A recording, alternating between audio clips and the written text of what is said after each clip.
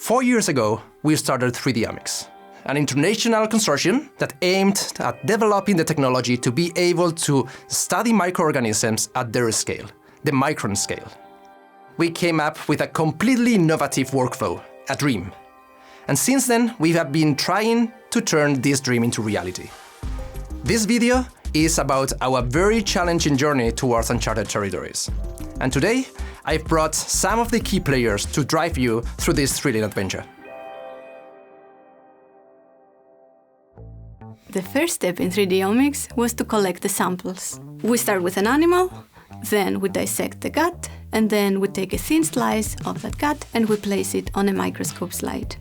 We then use a laser microscope to cut tiny microsamples that are thousands of times smaller than a usual sample. Cutting the microsamples was actually easy, but collecting them was tricky because the microsamples kept flying around and getting stuck. So we thought that maybe the problem was static electricity because the microsamples are so light. So we went online digging for some information and we found an interesting suggestion. That is an ionizing gun. And this ionizing gun is shooting ions onto our samples. This neutralizes the static. And we managed to collect our microsamples reliably because now they were falling directly into the collector as expected.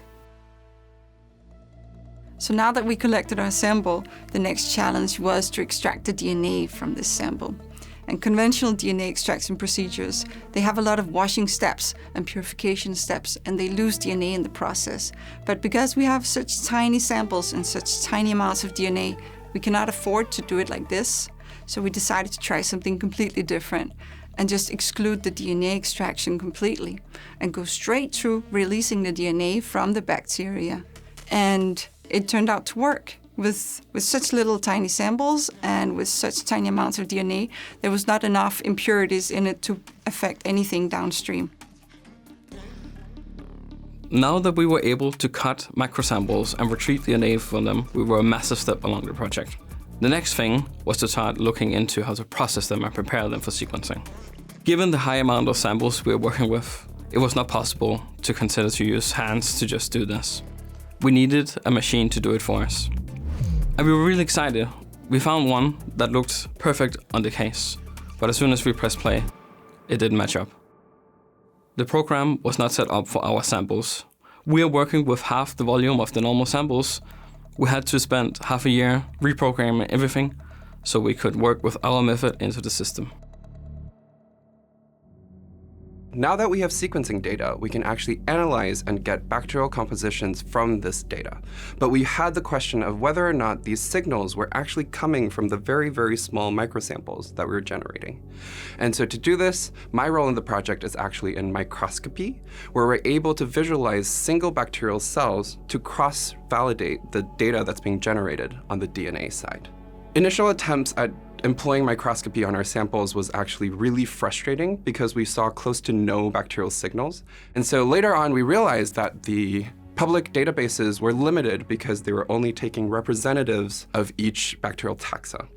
And what we realized is that we had to make our own references of the full-length genomic sequences of our bacteria before I was able to employ my microscopy techniques.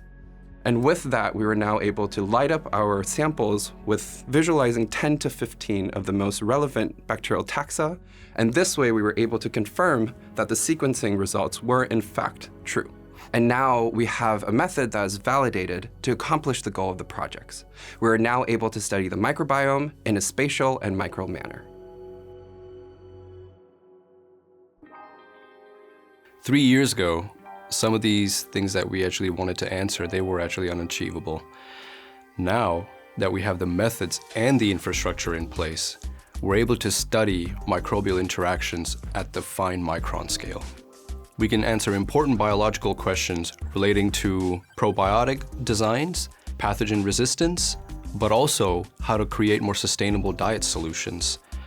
This provides an exciting opportunity for us going forward, because we will be able to answer some of the bigger societal questions, such as how to make crops more resilient in the face of climate change, how to improve animal welfare, but also how to advance our knowledge of human diseases for our own health.